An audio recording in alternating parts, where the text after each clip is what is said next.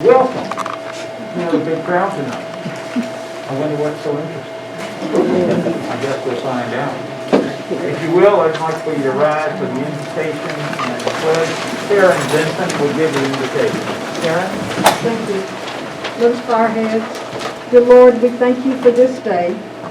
We thank you for an opportunity to come to this meeting, Lord.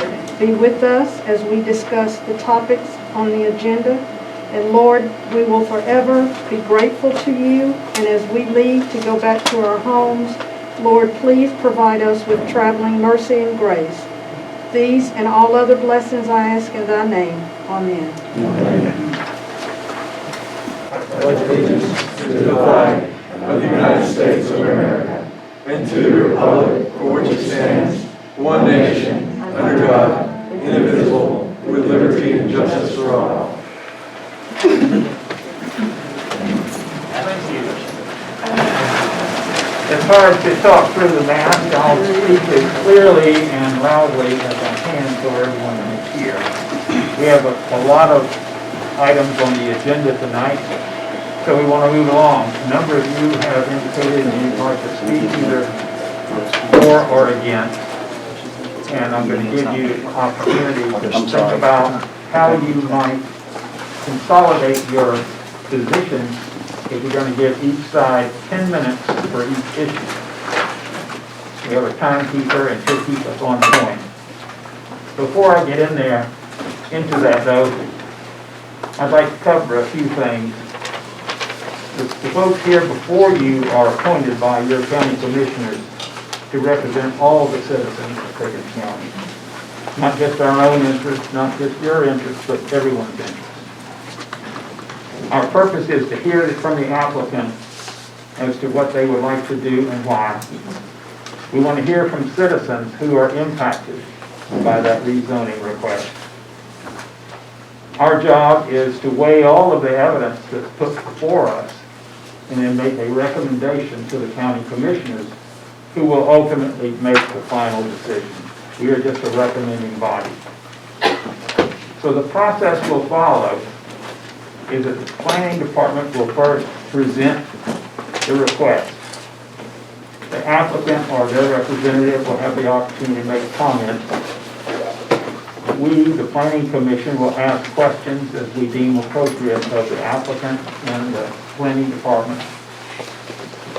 Citizens who have requested to speak will be given that opportunity within the 10 minutes that we talked about. The planning commissioners will also have the opportunity to ask the people who are presenting either for or against, other than the applicant, further questions. And at that point, then we'll consider a motion from the commissioners as to what the appropriate course of action will be. The planning commission members ask the questions. In the past, we've had some folks that wanted to direct their question if they were either for or against to the applicant or otherwise. And that's not the place for this. The questions come to us. So please abide to that. As I said, each side will have 10 minutes. If we didn't limit the time, we'd be here all night. And we would have had to all packed dinner and sleeping bags, which we prefer not to do. A new rule I'm implementing since this is my first night as chairman of this body, which my good fellow commissioners elected me 200 times. When you get ready to speak, I want you to state your name and your address. It helps us clarify the record. That way we know who's here and we know your relationship a little bit better. And that's helpful to us. So state your name and your address. And above all, let's all be respectful of each other. Nobody's right, nobody's wrong. The applicant has a plan they want to do. If you object to that plan, we understand and we respect that. And it's been my experience that clearly articulated responses, well positioned, are most effective in making your point, as opposed to some other scenario. So, if you can abide by that, I would certainly appreciate it. So our first item on the agenda is, and we'll open up a hearing on this particular item. Mr. Chairman, we approve the minutes from the last meeting. Oh, thank you, sir. Got off schedule. Yes. Could I have a reading and approval of the previous minutes of last meeting? Make a move, we approve them as is. Is there a second? Second. All in favor, right hand? Unanimous. Thank you. Thank you, Jim. Got off schedule, yeah. All right, so we're going to open up a hearing on RZ 190054. And I'll ask Justin to give us a recommendation. State the case and make a recommendation. Justin? Yes, sir. This case came before you all at the last planning commission meeting. It's rezoning from agricultural to rural residential. It's located off of Big Ridge Road. The applicant is Talking Rock Bluffs. The parcel ID for this one is 014022. Staff had made a recommendation that it be rezoned because their request was at 3 acres, that it be rezoned under the estate residential zone. But the applicant had asked to postpone the decision of the board until this meeting to clarify some different questions that the surrounding citizens had. And the applicant is here tonight, I believe, as well with their representation. Okay. Any questions for Justin? Okay, who is representing? Hi, Mr. Chairman. And you are? My name is, do we take our masks off or leave them on? Leave it on. All right, leave them on. My name is Ethan Underwood. I'm an attorney with the firm of Miles, Hansford, and Tallant. Our address is 202 Triple Gap Road in Cumming. We are representing the applicant, and first off, I want to say thank you for giving us some extra time to meet with neighbors, discuss their concerns. I had hoped we would be able to present some additional materials to you tonight. However, we're not going to be able to, so I'll try to work my way through it. But as you know, we're asking to zone 278.48 acres. Now, this is part of a 328-acre development, but approximately 40 acres of it is already zoned RR. In fact, this shows this area here is already zoned RR off of Big Ridge Road. And what we're here tonight to consider is what's the proper zoning for the area that's highlighted in blue, the additional 278 acres. We would submit to you that it makes proper planning sense to have the same zoning category. Now, what is proposed is minimum 3-acre lots. But the difference between the ER zoning category and the RR zoning category is the minimum lot width. RR allows 150-foot wide lots. The ER allows or requires 200-foot wide lots. So what we would propose to you is conditions require it to be minimum 3-acre lots, but we are asking for the RR zoning category, A, to match the front 40 of the property, and B, to facilitate those 150-foot wide lots. Now the property is zoned AG, and we know that residents have expressed concern. Some of the highlights that we heard is what's this going to do to traffic? Now, we would be lying to you if we stood up and said that a residential development does not create more traffic. Of course it does by subdivisions. However, your comprehensive plan says that this is the appropriate zoning category for this area. The roads were contemplated, the infrastructure was contemplated. This is what you're planning for. So this is an appropriate application, even though it will be causing some additional traffic. But we're going to address how we're going to deal with that. Issues that we heard were protection of groundwater. People have said they're concerned about wells being contaminated, also protection of streams, and also the aesthetics of the project. First, I want to highlight in your code, your zoning ordinance, section 67, 8.3 and 8.4. 8.3 deals with the ER zoning category, and it says on-site sewage maintenance systems are common here and lot sizes allow private wells or community well systems. In 67, 8.4, the rural residential category, it goes a step further. It says RR districts are not served by sanitary sewer or by public water supply. I think what that's saying is there's no utility. We're saying it's not served by, well, I guess it's saying it's going to be served by septic systems. That's by design. In fact, the zoning category requires it. So we know that some folks have said, well, hey, what's going to happen when we put septic systems in here? The only two zoning categories that comply with your comprehensive plan require septic systems, and they allow wells. So how do we address those concerns? We would put forward to you zoning conditions that we're willing to put into the record. If my compatriot, Mr. Klein, would mind handing those out. The zoning conditions, we're asking you to say, look, hold our client's feet to the fire. We put it in writing. So we're asking for the RR zoning category. Condition number 1, we're saying that all residential lots will be a minimum of 3 acres in size. So no building permits are issued until the subdivision is approved with minimum 3 acre lots. What we've also said is no portion of a septic system, which includes the settling tank, the drain field, or the backup drain field, may be located within 75 feet of the top of the bank of Talking Rock Creek. Again, preserving and addressing environmental concerns. 3, a private water system complying with regulations of the Georgia Department of Natural Resources will be installed to serve the community. That was a recommendation by your staff, so then rather than having multiple wells throughout the community, there is one large one to serve the entire community. Plus, once public water is run to that area, it's already plumbed to connect to that. 4, homes constructed on the subject property will be a minimum of 1,500 square feet of heated floor space, exclusive of unfinished basements, porch areas, garages, and terraces. Mobile homes are prohibited in the development. Number 5, property owners association will be established with the responsibility to maintain the entrance, amenity, and other common areas. Number 6, to avoid the monotonous appearance of the subdivision, house plans shall be varied so that the homes located adjacent to each other shall have different appearances. And then finally, dealing what we've heard a lot about, Water's Edge Trail. There is an existing easement. Our client is buying the southern half of that road. So they've got a right to use their own property. But we know there's folks that access their property through Water's Edge Trail. They said, well, wait a minute, we're responsible for maintaining that. How come we have to carry the burden for your folks that are accessing it? That's a fair argument. So what we've submitted is a condition that says if the development is accessed from Water's Edge Trail, the developer shall contribute a proportionate amount to the maintenance of the portion of Water's Edge Trail running from Big Ridge Road to the connection with the subject property. Our client is not asking for a free ride.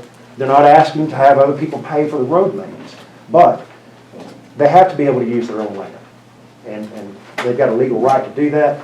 We would submit to you they've got a legal right to this zoning. It complies with your comprehensive plan. Your staff has recommended approval. Our client has agreed to do everything your staff has recommended to do and asked them to do above and beyond the minimum requirements of the code.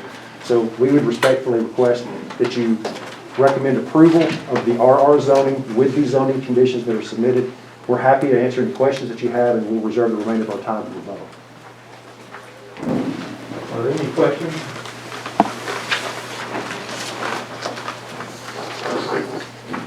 I have one. Yes, sir. Last time we talked about roads and paving of the roads, you said you had the right of way, I believe. Is it correct right of way? Is that right, Justin? I believe that this was submitted as a private road subdivision, but there was, I think there was a little bit of difference between one of the pieces of the application and what was stated during the case. The requirements are paved roads, right? Yes, sir. For both private and for public is a payment requirement. Yes, sir. So are you stipulating that you will pave the roads to county standards and that you will then, upon approval and acceptance from the county, deed those roads over to the county? If that's what the county wants. It's an easy thing to stipulate to, because we're not getting building permits unless you either construct a private or a public road. Either one. If you all would prefer public roads, that's less money out of the developer's pocket, so that's fine. Well, it's been my experience that unpaved roads become a real challenge down the road, particularly when the community has got to agree on the maintenance of those roads. So I'm trying to forego the situation here, and I think the county's requirements are that you shall have a paved road That's correct. of the correct right of way. That's correct. So you're stipulating that you will pave the roads as part of Good. that. Yes, Mr. Chairman. Any other questions? All right, thank you. Thank you. All right, we've got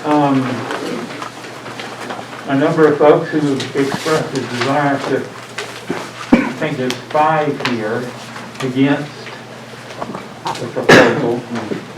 Are y'all going to speak as one or as 5 with 2 minutes each? I'd probably say separate because we have people from both sides of the creek and in different areas All right. that have different concerns. We're going to hear to the clock. So Larry Brown. Right here. Mr. Chairman, part of the question's been answered in his presentation, but my concern is it will take a significant upgrade to manage three houses, or manage 83 houses on the water system that is minimal at best as it is now. We have a hard time maintaining a lot of pressure on down Big Ridge Road. If somebody's using water down the road from us, we lose water pressure. So we have a significant shortage of pressure as it stands right now, so the existing infrastructure will be a challenge. All those vehicles out of 83 houses will add significant traffic to that already heavily traveled highway, or not really a highway, but a country road that's been paved over. That's in starting to degrade pretty significantly now because a lot of recent truck traffic with construction and timber. So I have concerns going forward about that. If we don't address some of those infrastructure concerns now ahead of time, we'll have trouble in the future. So are you on county water now? Or are you on County water, correct. Are you talking about building a system that's attached to the county's water system, or having your own well and your own distribution system? It would be a private well, private cisterns, and it would be private distribution within the subdivision. Okay, but he said he was going to have a hookup to when infrastructure got out that far, he could tie into it. So that was my concern. And there's no sign. We couldn't find where the property was. There's no sign along Big Ridge Road, so I don't know if you got it out there somewhere else. The notification of the public meeting about it. You know, and changing the ordinance, changing the zoning. That's only a sign issue. There's a picture of it in the packet, I'm just not gonna get there. Okay. I'm sorry. Okay. All right. Thank you, Mr. Brown. Any questions for Mr. Brown? Shane Carter. That would be me. Thank you for giving us some time today to address a couple of his concerns being on the water. I think the 8-inch main's not going to be big enough. The water is going to have to be upgraded. His section of Big Ridge Road down below Damascus is fairly decently paved, but once you get on Big Ridge above Damascus, are you guys familiar with that area out there? Now, Big Ridge Road above Damascus becomes more of a cinder, broken, gravelly. It's paved, but it's not paved like below Damascus. What we're seeing right now above Damascus Road on Big Road is road degradation. There's already potholes developing. There's grains in the corners. It's messing up. You start taking big trucks in and out of there, you're going to run into some significant road issues for down the road. I'm sorry, I didn't bring quite enough of these. If you don't mind, I'm just going to hand out. I didn't have a display this evening either, and I apologize. This specifically addresses the property that is in question here. That addresses the property that's in question. Last month they displayed this white sign. It was not in color. What I've got in here is the water that runs through the property. It shows some of the flood areas and some of the creeks and streams. Specifically, through the question property, you've got 3 springs and 1 stream that feed through the property. Every piece of real estate, every lot in here is uphill going down. Not only do you have runoff that goes down into Talking Rock Creek, you've got runoff that's going to be going into 3 springs. You've got runoff on each of these properties that's going to be going into a main stream that feeds through the core of the property. There's absolutely no There's no plan in this at all for any green space, for any detention ponds, for any retention ponds. Every bit of water from every bit of roadway, every bit of rooftop, and every bit of driveway is going to flow downhill into the creeks, into the streams, into the springs, and out into the Talking Rock. Now, for a lot of people, the Talking Rock doesn't mean a lot. This isn't the Talking Rock Creek you're thinking of when you're thinking about Burnt Mountain. It's not the same Talking Rock that you think about when you're thinking about in the city of Talking Rock. It's the little creek winds through the town square. This section of Talking Rock is significant. By the time it gets to this northwest end of the county, we've had 7 different streams empty out into the water. This section of the Talking Rock is actually considered by the state wildlife fund as a trout stream. I've included in here the listed trout streams in both Pickens County, also as it goes into Gilmer County. These streams rely on natural trout. They don't stock trout. And there's a reason why the DNR doesn't stock trout in this section, and it's not because of the pollution. This is a very clean section of the Talking Rock, where it's had a lot of freshwater streams, freshwater creeks come into it. The main reason they don't... Thank you, we're running, we gotta get I everybody understand that. ample. The main reason they don't stock it for trout is because we've got an endangered bridle darter in the area that lives up and down this creek, and specifically into the streams where they have streams coming in. We want to know what they're going to do about water retention and detention. Also, the hydrology studies to show there's enough well water that won't affect some of the other property owners in the area. They've got no plans for any of that, and if they have the studies first, then maybe then zoning could proceed. Thank you. Chrissy Rowland? So a lot of my stuff has been answered, but I am the girl who's upset about the Water's Edge Trail. We live off the Water's Edge Trail. There's about 15 lots at the end of it. But you can see the second entrance is a half a mile off the Water's Edge Trail.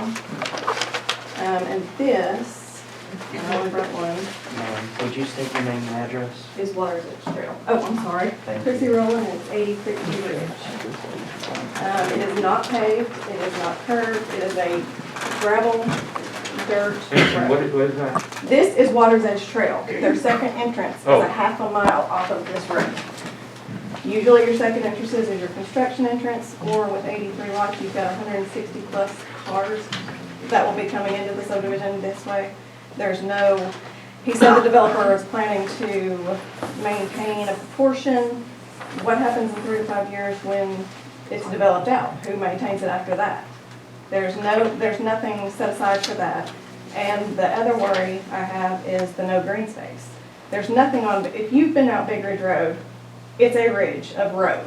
It's literally road. There's nothing to do, there's no parks, there's no creek access besides what he's got in there. There's nothing for a family to do. It's literally nothing. So I would feel like you would need a green space to access, to have the subdivision there. And then on that also, I just want to make sure that if he maintains it and not pave it, I don't mind him using it. I'm not saying at all. It's his legal right, like you said, to use it. I'm saying we shouldn't be stuck with it in 5 years when he's gone. Like, I need emergency vehicles to be able to get to my kids or me if something were to happen to me. And if there's multi-vehicles, multi-construction, graders coming down this gravel road, it's never going to hold up. Grant? Is it Grant Sharpton? Steve, not done. David Pickens. Good evening, Mr. Chairman, members of the board. My name is David Dickinson. Our property is Lot 9 on Water's Edge, which is directly north on the same side of the property of the subject development. I know Mr. Ethan Allen personally and professionally, and I'm not really here to against it. I'm here more to listen and hear what's going on. And there was not that option on your form. So I wanted to reserve this space, but I was not here last time, but I'm here now listening to what's going on, and I'm certainly my concerns to be addressed with Mr. Underwood at this point in time, and as such, I'll yield back my time to the board. Okay, thank you. Thank you. Any questions from the board? Further questions? Yeah, I've seen in here somewhere where you'd have 41 parking spaces. What are you gonna do with the other 20 or 14 cars? I'm sorry?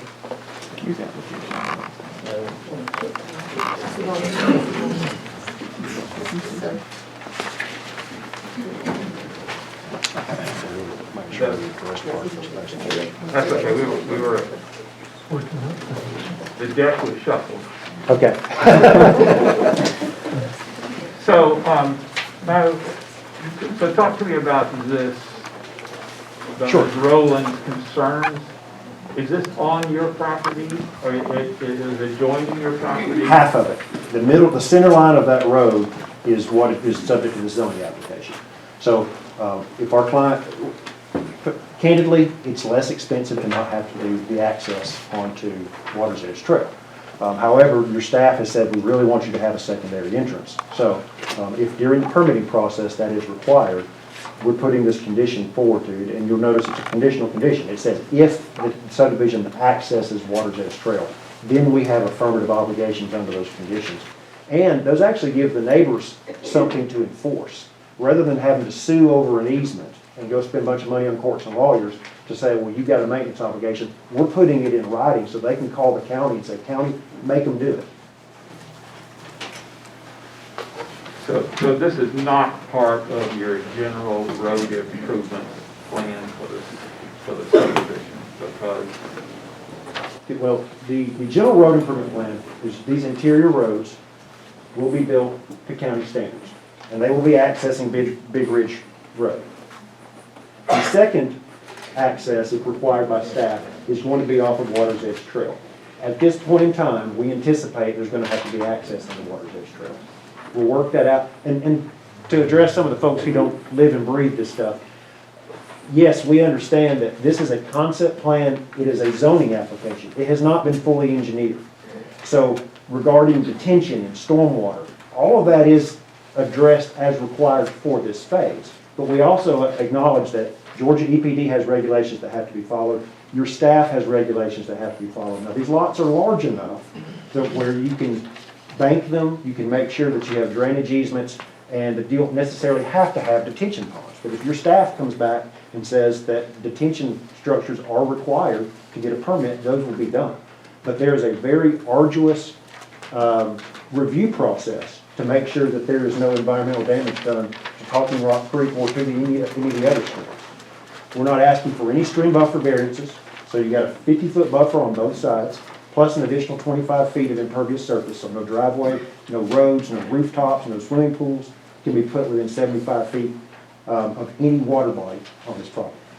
So that's how that's being addressed. But to your point, it is a conceptual site plan. If we get to land disturbance permit process and your staff says, we're not giving you a permit unless you go to Water's Edge Trail, there's going to have to be improvements, specifically paving of that road, to be able to satisfy that and get the land disturbance permit. thank you. Okay, this is all downhill heading toward the creek. What are you going to do about, I mean, just general people in regards to fertilizers and things like that to protect that creek? That's why the large lots are imperative and why your comprehensive plan Well, it says, just means more grass, more fertilizer.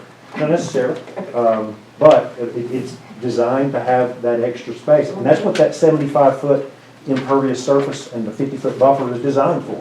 If you do have fertilizer rolling through, that's what it's designed to catch it. What is the state requirement of not being able to develop anything close to a stream? 50-foot buffer from the top of the bank. So if you've got a 50-foot wide stream bank, you don't measure it from the center line, you measure it from the top of each bank on both sides. And then you have an extra 25 feet of impervious surface setback. 75 feet. Correct. Correct.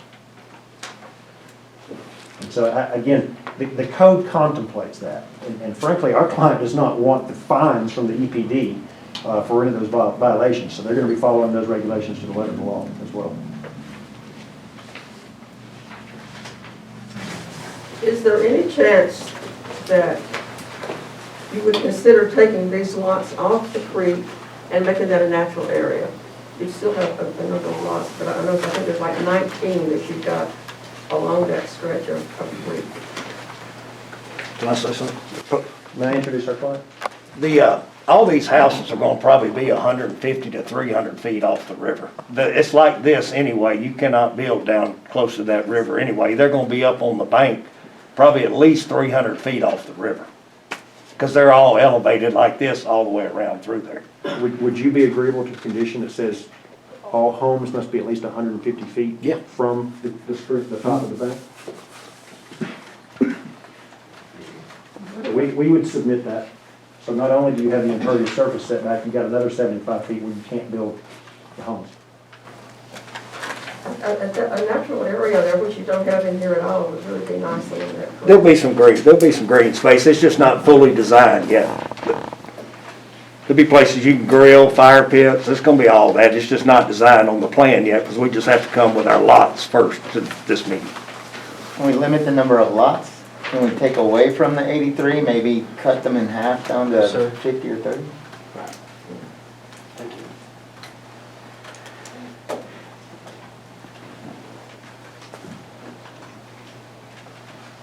Mr. Chairman, I don't know if I have any more time for rebuttal, but if you'll give me 20 seconds. The question as far as Big Ridge Road, we understand that needs to be improved, but that's what property taxes that these people will be paying, and that's also what impact fees are for. So it's factored into the equation. They will be contributing and pulling their fair share. Actually, another concern that I have is you're going to have, what, one well for 83 houses? Well, if I may, Did I understand you to say that you're only going to have one well for 83 houses in the system? it will be a community well, so it'll have to be designed. The designer may come back and say you have to have multiple cisterns to be able to maintain water pressure. So you pump when you can, you store the water, and then as people are using it, it's there, and you're not just taking it straight out of the ground. A place out of LJ's already looked at it and gave us a quote on it. He said it's no more than 3 wells. He's thinking he's gonna be able to do 2, but he said no more than 3. It's gonna be the center of the property. It's gonna be 1.5 miles from the river, and they'll be 100 feet apart with the pump stations. And then it's got big pumps that pump it out to all the houses. So it's going to be in the center, so some of these lots in the center will be taken over for the water For the wells, yes ma'am. and the wells.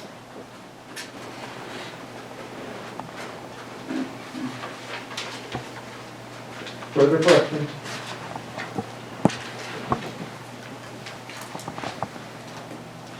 You. Marshall, 10 seconds. I was on the list to speak. I never had a chance. Here's pictures of what one house done to my property on land not near as steep as this. My biggest concern is erosion. You're not gonna stop it. So you can, until they give a plan on huge holding ponds. I ain't talking 1 or 2. I know about hundreds. To stop that amount of water, and you're not gonna stop it. You're gonna destroy that creek. Thank you. But everybody here understand, you got a right to sue. No matter what happens. All right. Hearing no further questions, do I have a motion?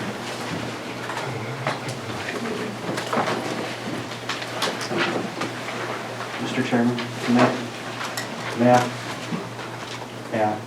Yes. I have not seen the conditions that they've put forward, and I haven't had a chance to talk with them, with the county attorney yet. Would you give me a moment to speak with them, see if they're... Sure.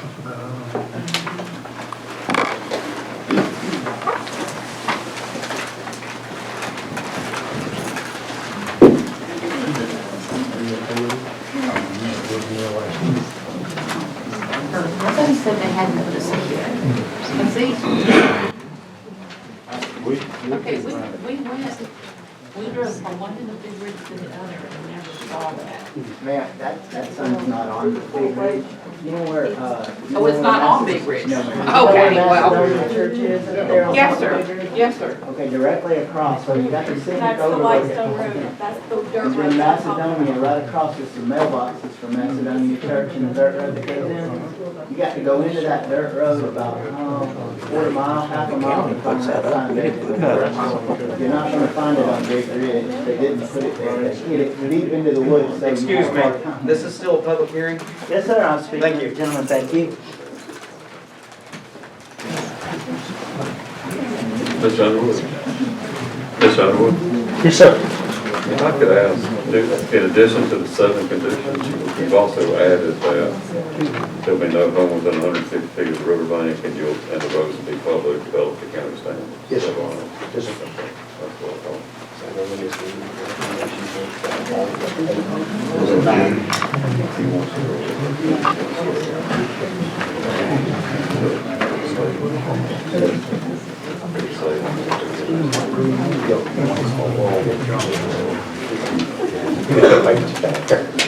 No, honestly, when the campaign ended, I had to jump into something quick.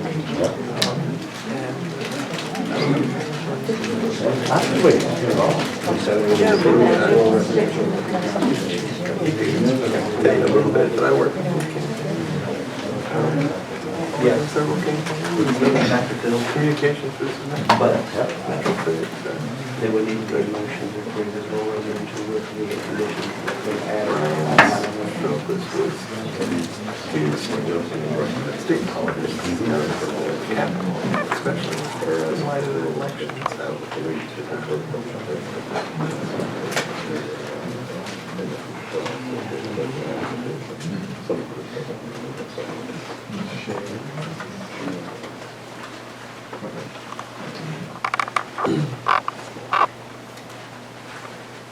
Thank you, Mr. Chairman.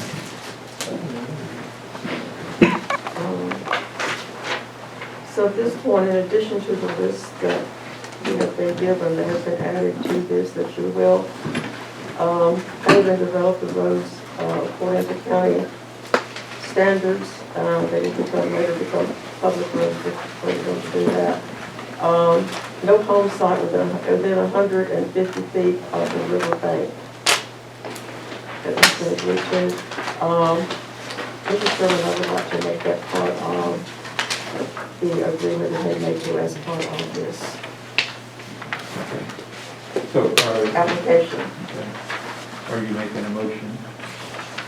I'm making a motion to make it part of what they have said, but not necessarily a motion to approve it in line.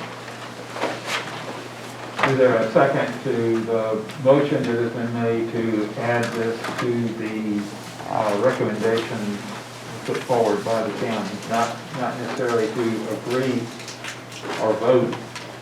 What, do you have a motion on the floor? Yes. Who made it? Okay. Okay. And that was the zone rule To residential. add 8 and 9 to this list. Rural residential, subject to those 9 conditions.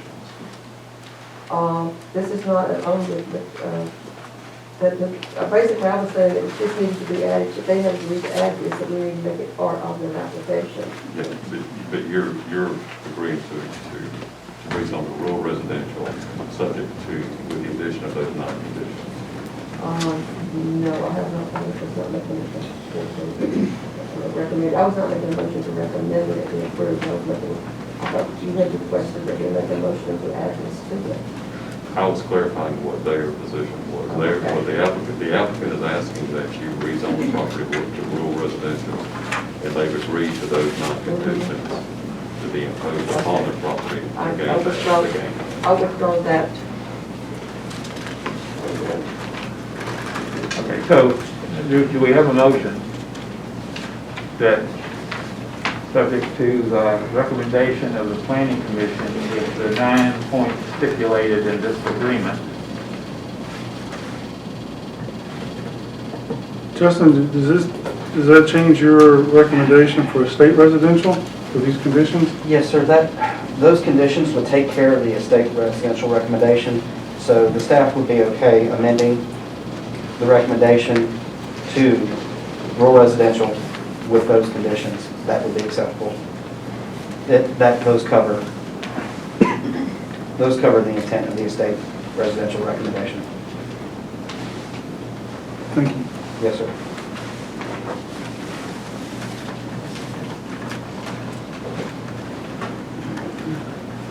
Do I have a motion?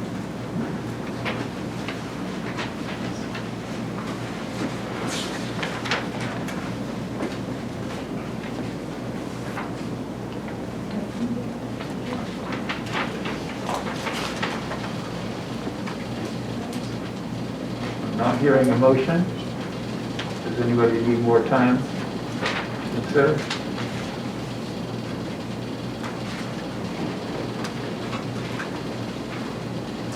I just feel as if there's not a lot of, at this point, they're going to put water in here somewhere for systems, and we don't know how many of those or where it's coming from the road. We don't know, this road up here is gravel, that's an issue, and it's not part of this. They're just going to, I don't know if they're going to pave it, or, are you planning on paving Water's Edge Trail? I'll agree to pave it till that second entrance.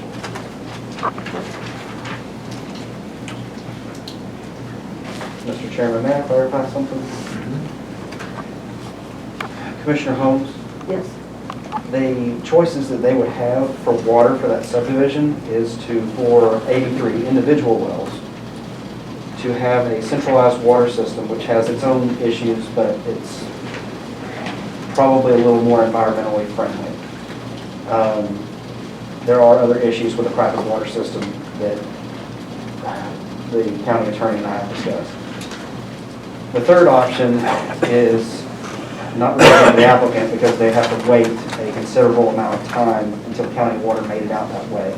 So if they were to develop this subdivision, the two options they would have would be to bore an individual well for each property or have some form of a private water system. Okay, it was my understanding that they can't go pick out water, that the county said they could not extend it out there until the main all the way from Ludlow.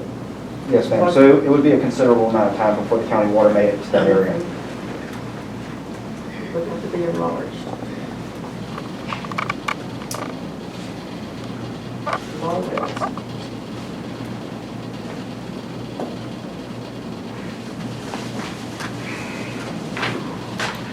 So we have a number 10 to, They will pave Water's Edge Trail. And the county specifications.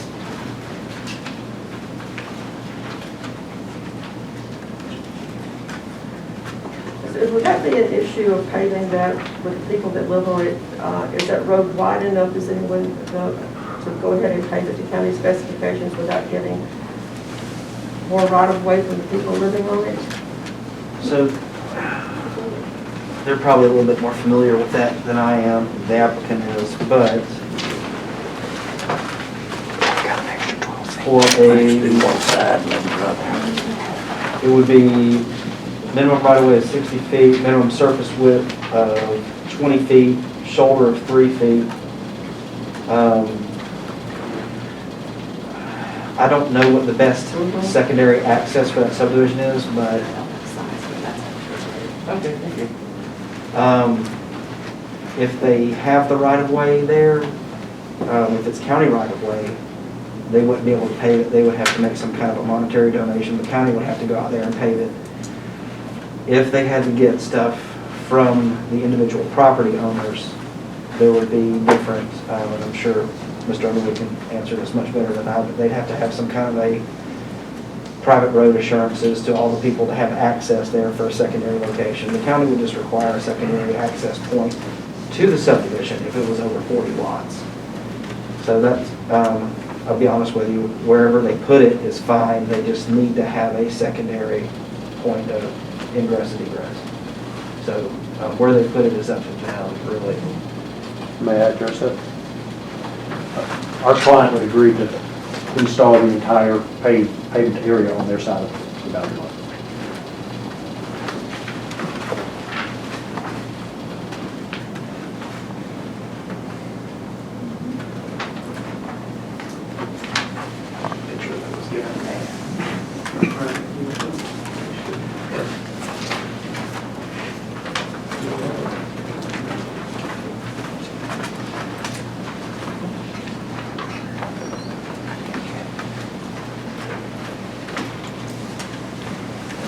Do you have a motion?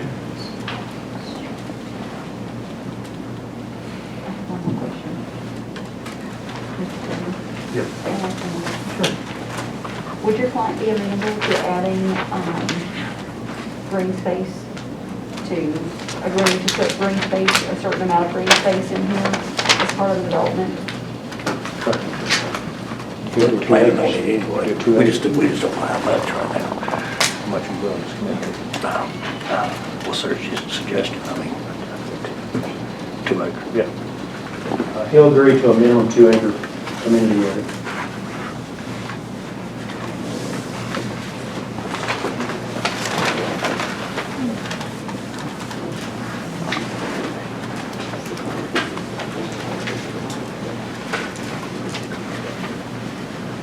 Okay, so we've got an agreement to add 2 acre green space at some point to be determined, Justin, I guess, at the time that if this is approved, the subdivision plan is going forward. Yes, sir. We would look at, when they came in, that they met all the conditions of the rezoning if the board so approved it. Okay, with that, we have a motion. Just so we can move forward, I will make a motion that RZ 190054, incorporating the changes they have agreed to.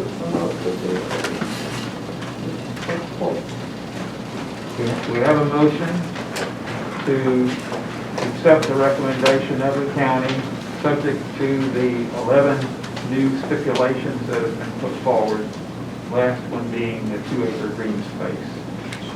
Do I have a second? Mr. Chairman, with the understanding this is only one step in a process and there are a number of hurdles need to be met through various state agencies and probably the federal government, I will second that motion. Okay, we have a motion and a second. Are there any further questions from the commission? All those in favor, raise your right hand.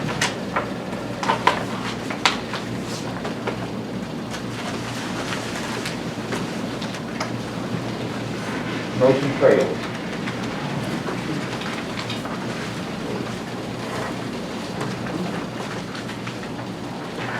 Okay. We'll move on.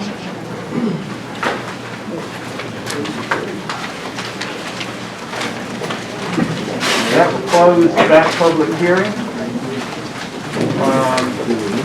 And we'll open the hearing on RZ 190055. Anderson, Jeramy and Meggan Anderson.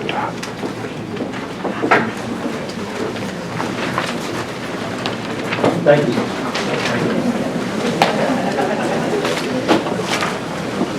Justin, do you have a recommendation from the council? Yes, sir. This is a application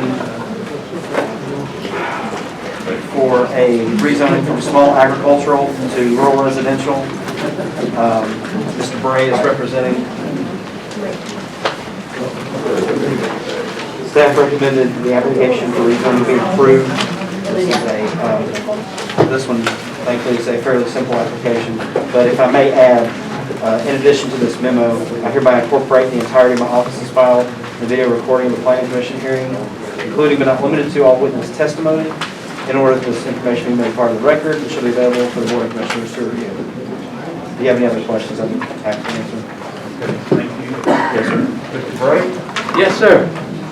Good afternoon, Mike Bray. Welcome and thank you for your patience. Yes, sir. It took a little while.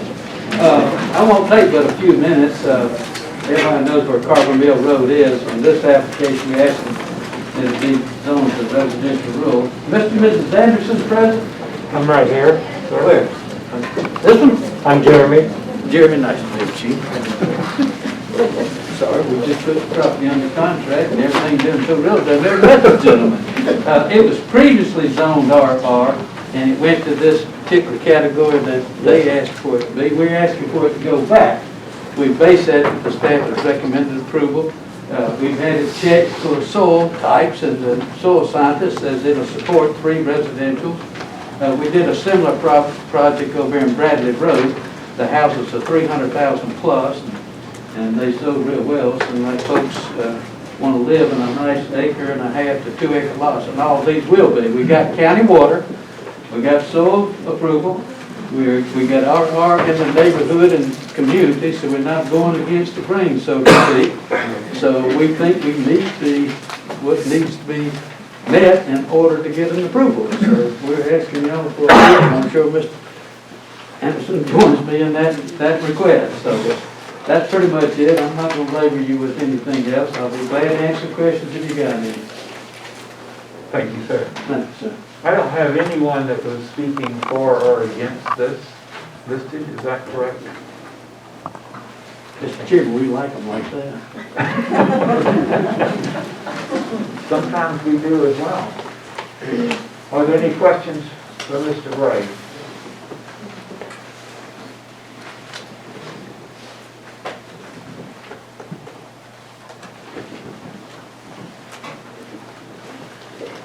Mr. Chairman, I'll make a motion that the rezoning application be approved as presented.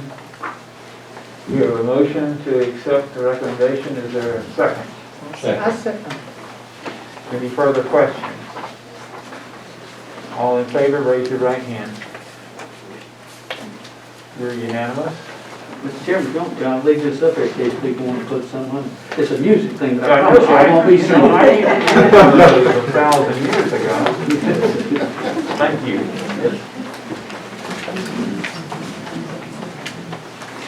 All right, moving right along.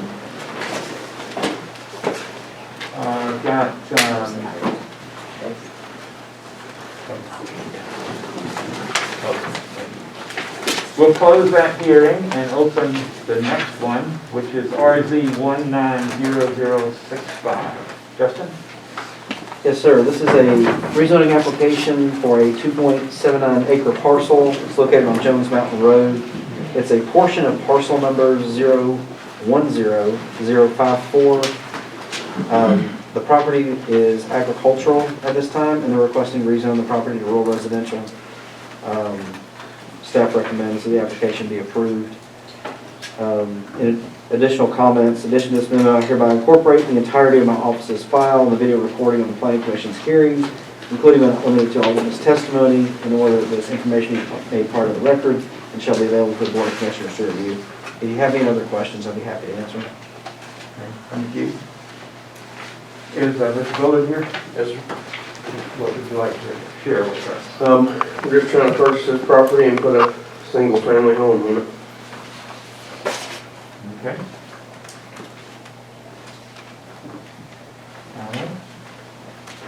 Any questions for the staff or? Yes, this is like a 2.79 acre parcel, but a lot of the stuff in here says that it's 138.8 acres. So are you taking this section off of Yeah, that? they're splitting it up. We're getting one side of the road and it's the 2 point whatever acres.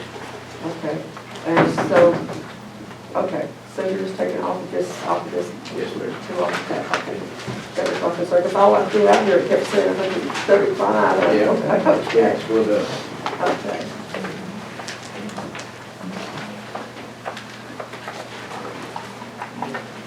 Any further questions?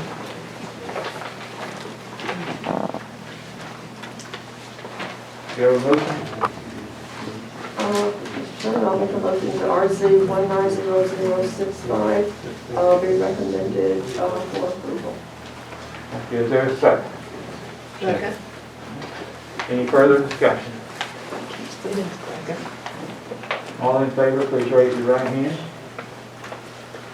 You're unanimous there. Thank you, Mr. Dre. We'll close that hearing. Motion A.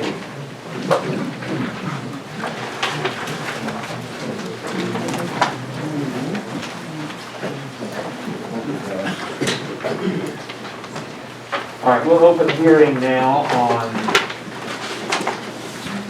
rezone request 190066. Justin? You may check out there, make sure there's.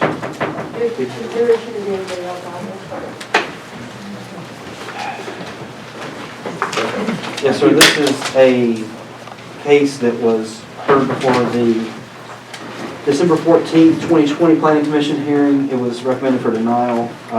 Mr. Fegely withdrew his application before it was heard by the Board of Commissioners for their January 14th, for the board's January 21st meeting. It was withdrawn on January 14th. And it's a conditional use application for a 25.75 acre tract of property. It's located off of Highway 136. The board had asked the applicant if they would come back with some more information regarding some environmental concerns, some Georgia Department of Transportation approval. Some of those were addressed in the letter of intent that was resubmitted, but no additional information was provided. The original staff recommendation for this was to ask the commission to render a decision on the application. It could be approvable if the requirements are met, but there are considerable requirements for campgrounds, as well as some site concerns for this property. The applicants are here. If you have any other questions, I believe they have a presentation at this time. As far as additional comments, in addition to this memo, hereby incorporate the entirety of my office's file and video recording of the Planning Commission's hearing, including my own to all witness testimony, in order this information be made part of the record and shall be available for the Board of Commissioners to review. If y'all have any other questions, I'm happy to answer. So what's the primary difference between what we looked at in December and the application today? The letter of intent is different. That's the primary difference. They addressed some of the comments that were made. Other than that, there were some letters that the office received. I believe y'all have copies of all of those. Other than that, I don't have any other additional information to provide for y'all, other than what's in the staff report. Is the conditional use request process the best form for this application? Yes, sir, that's what's required for this zoning district. For a campground or RV park, it's required to have a conditional use. Campgrounds are also permissible. Give me a moment, I'll tell you. Let's see.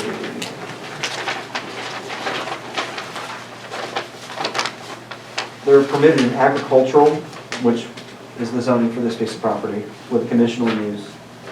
And the only other zoning that they're permitted in is highway business.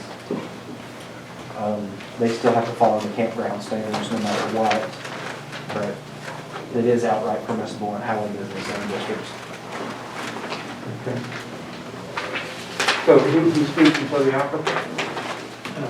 Good afternoon again, Mr. Chairman, Mike Bright. On behalf of the applicant, sir, there's going to be a need to set up to make a presentation. I wanted to show the board some. I wonder if we could have a few minutes to set up. And I'd also like to ask the board to allow us about 15 minutes for presentation and a couple minutes for rebuttal.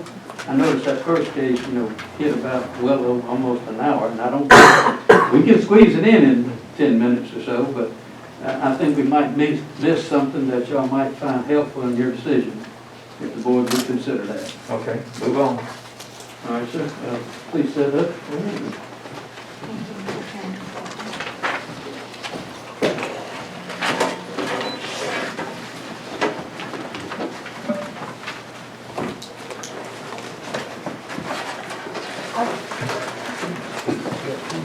So you knew you wanted to do that.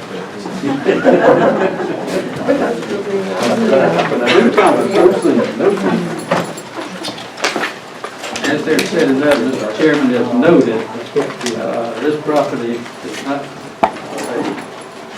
rezoning case.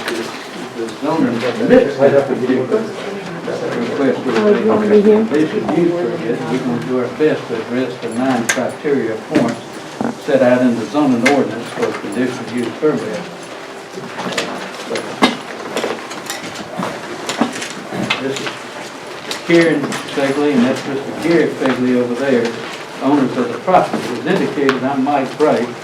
I'm a resident of Pickens County too. I live off Big Ridge Road and a little road called Gray Squirrel Point. I've been out there a number of years, kind of in the woods, let's say. When I grew up, called it the boom. We don't call it that anymore.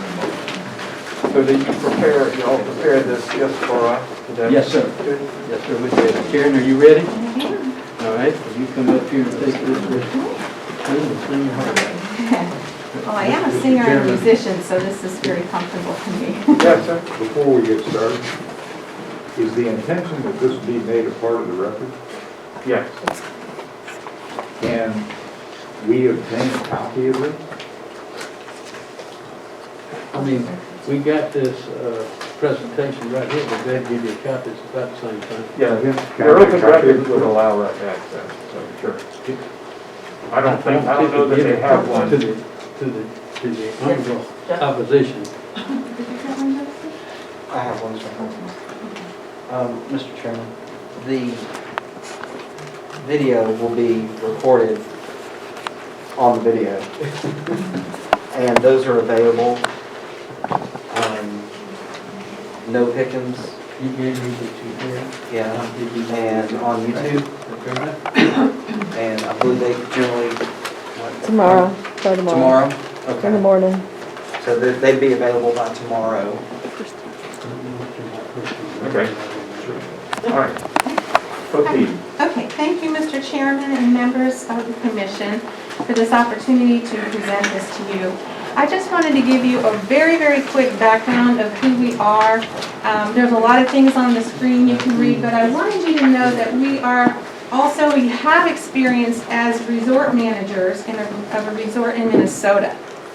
My husband Garry does everything in a spirit of excellence. He's an entrepreneur. He has innovative ideas and solutions. And as far as myself, I'm a nurse practitioner, and when I was in school, I was highly inspired when I came to the Good Sam in Jasper. I opened my own clinic similar to the Good Sam in Cherokee County. And so I'm the founder of Bethesda, and we've been in business for 10 years now, taking care of thousands of residents in Cherokee County. And I just want you to know that we are community people. This is very important to us. And as a matter of fact, Cherokee County granted us the funds to purchase a mobile medical unit that we use to take out and see people around the areas. I'll skip our mission and vision statement, but I want to get on to our clientele because there was some concern about who would be coming to our park and using our services. So as you can see there, I did some research, and this research was taken from like the KOAs and these larger groups. But most of the people that would be coming are people who are families, and according to research, families now travel less than 50 miles to come to a place like what we're going to have. So they're not coming from all over the world. They are actually our local people that are coming to another local place.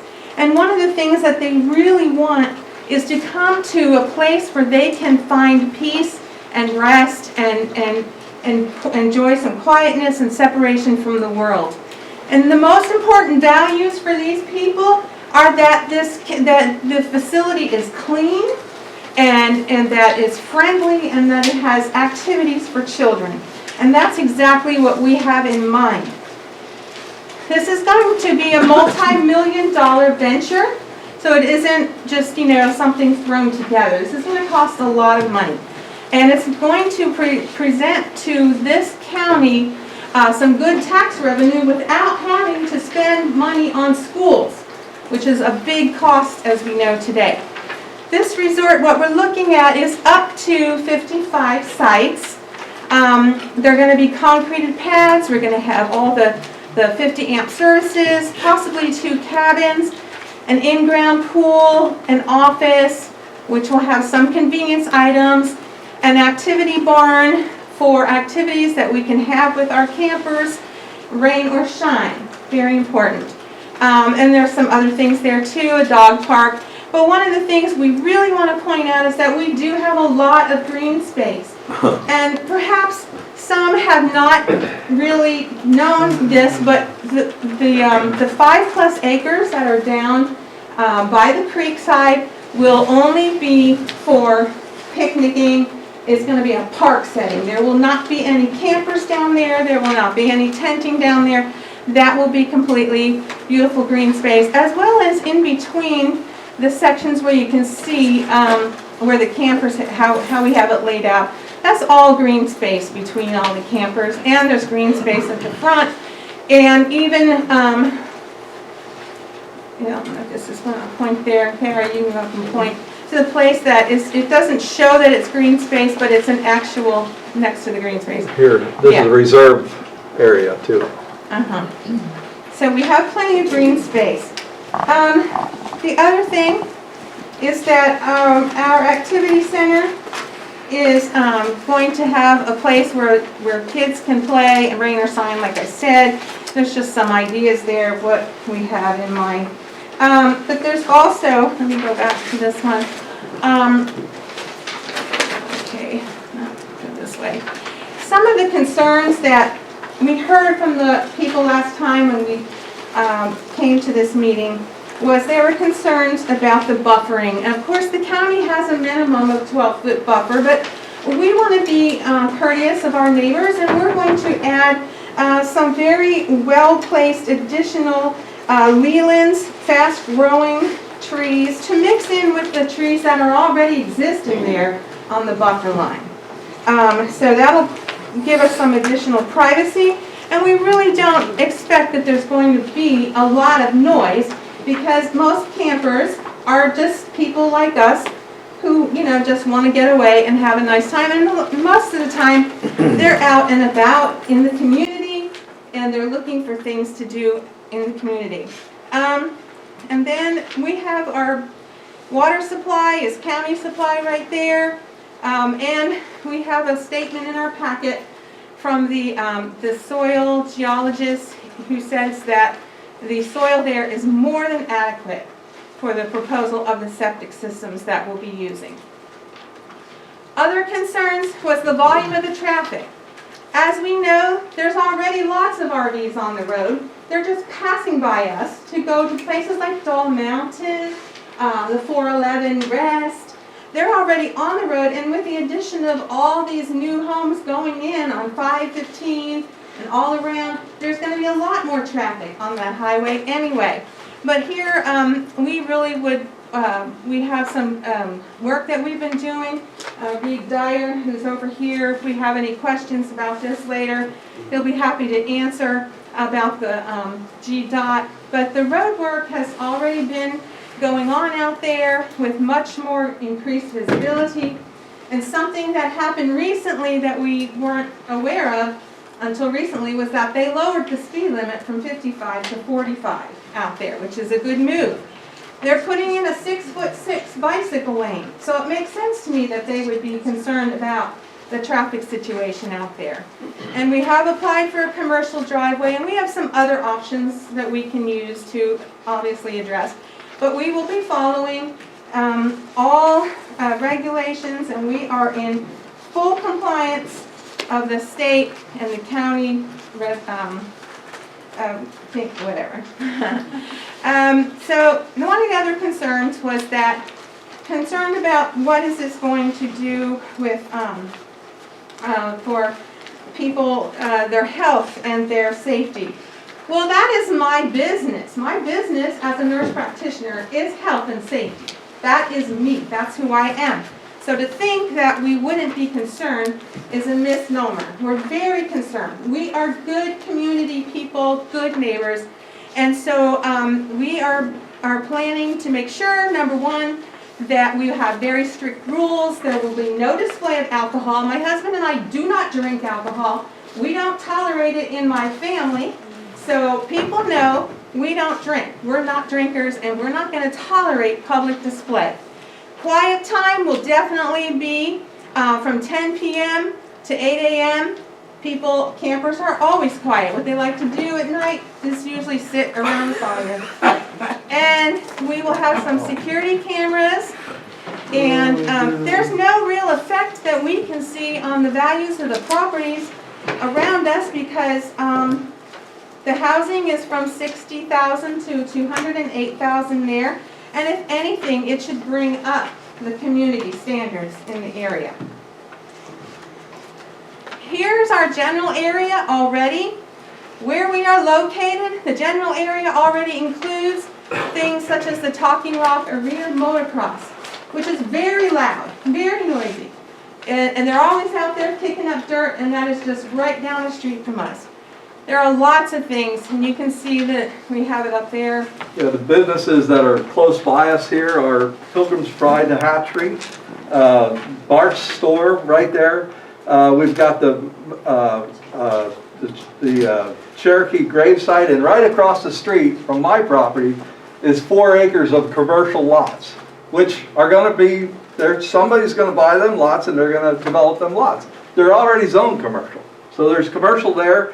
We got the motorcycle club, which is right by the lodge there. And then we got the Talking Rock Arena right down the street within a quarter mile from us. So there's plenty of businesses there that are in that general area. There's plenty of business. Right. There are 2 event centers close by. There's lots and lots of things. And so we're not really the new kid on the block because there's already many uses on the properties in that area. And that leads me then to Mr. Gray is going to conclude this presentation for me. Mr. Chairman, to summarize the completion of our presentation, under the code they call it Section 12 of the 9 criteria for conditional use permit. I think from the presentation from Mrs. Fegely, she's addressed them. I'm just going to summarize them a bit. But one of them, access to the site. We're on 136, so access is controlled by GDOT.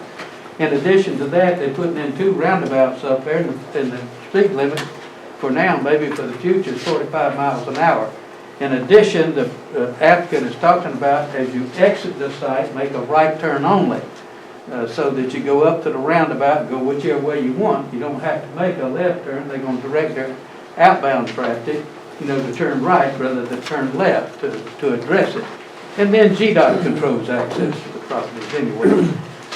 When you go to number 2, screening, it'll meet the county requirements for screening and buffers. In fact, if they got vegetation existing, they'll also put in some Leland cypress at some key locations if appropriate and necessary. They'll commit to do that, say it at some home sites.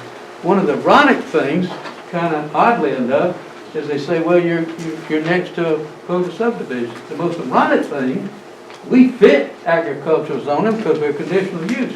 If you look at your AG zoning classification, you're not supposed to put a subdivision in. But neither here nor there, it's there. But we don't think we're going to have any adverse effect on it at all.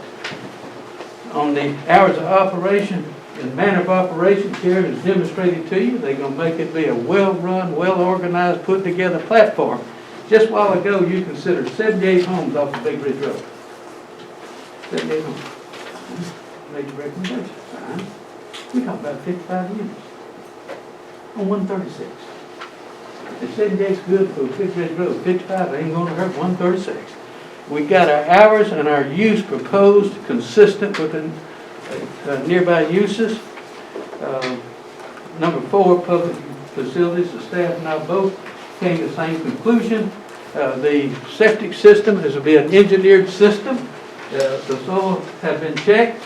In addition, if I go to build a house and that's the public health department, this county environmental health says you can't do it because your septic not right, same thing here. It's got to be engineered to meet the county state approved. You can't do it. That's almost any case. I don't think we're affecting property values.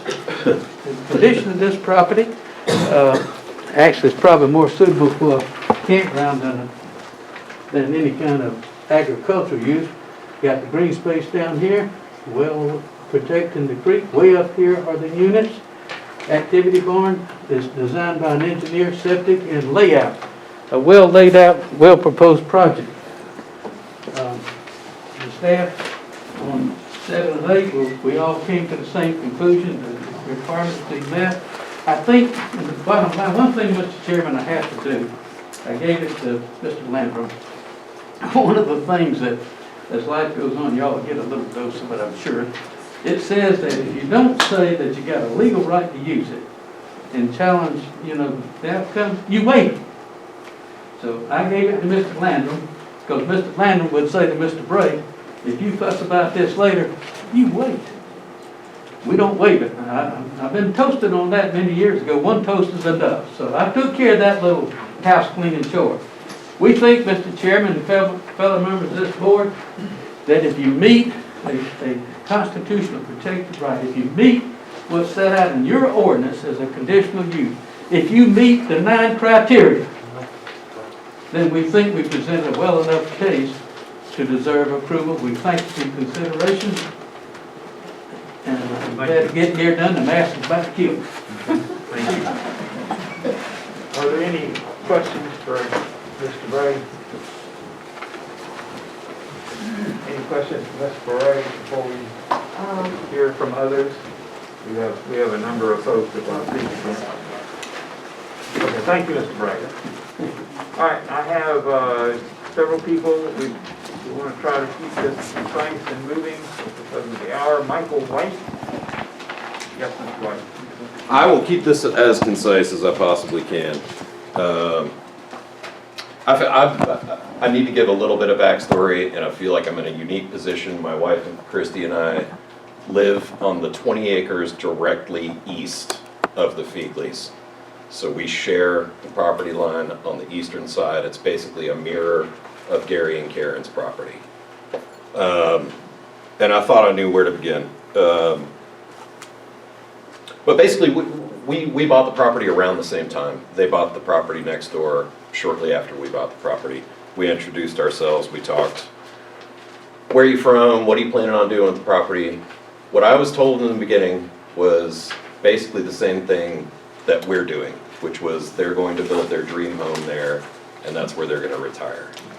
My wife and I bought this property with our 2 young girls, 6 and 9, Emily and Caroline, so that they would have a space where they can go out, be in the field, run in the woods and stuff like I could when I was a little kid, and that's been my dream for my entire life.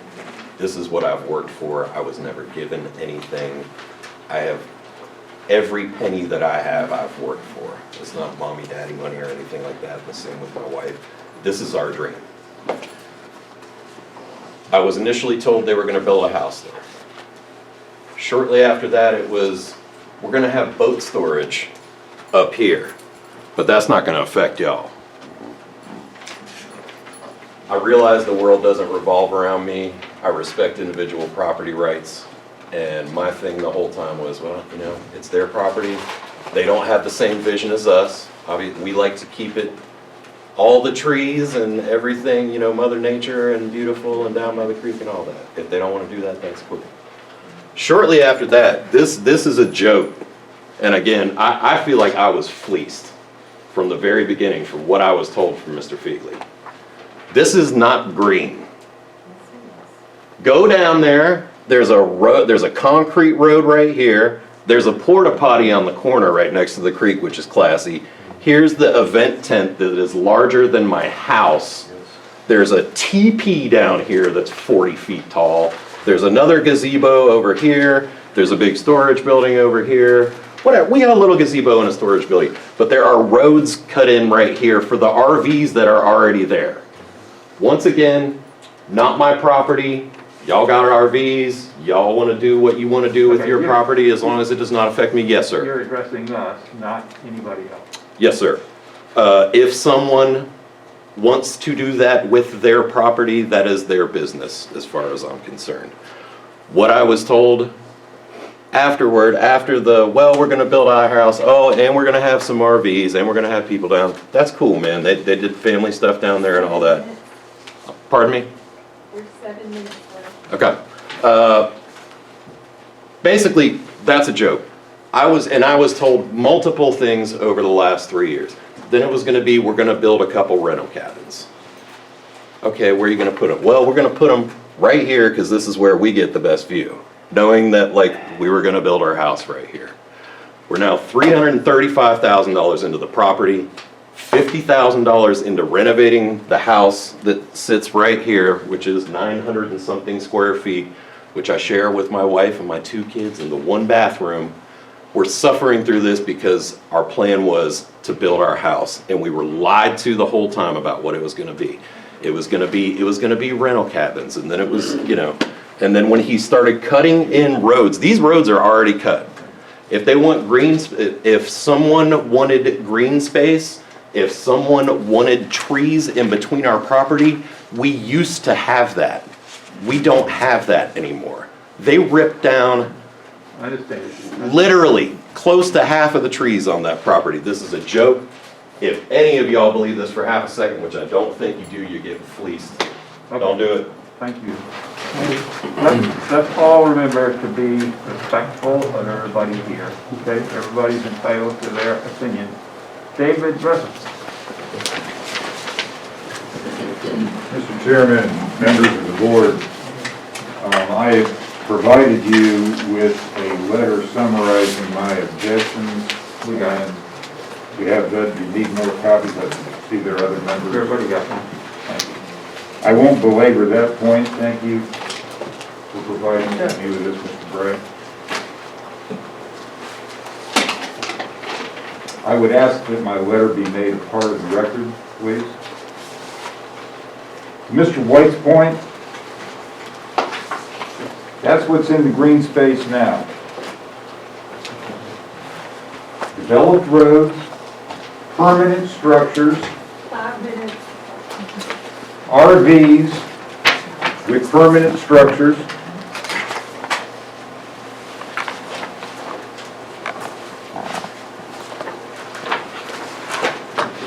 drainage facilities into Talking Rock Creek, which I don't know whether they've been permitted or not. Nearly all the trees have been taken off of the land. I don't know if there's a land disturbance permit for it. There's a huge tent that's in this green space. All of this is a floodplain, which is undevelopable, and yet it has permanent structures and roadways. And I would ask that these pictures, which I took today from Mr. White's adjacent property, be made a part of the record.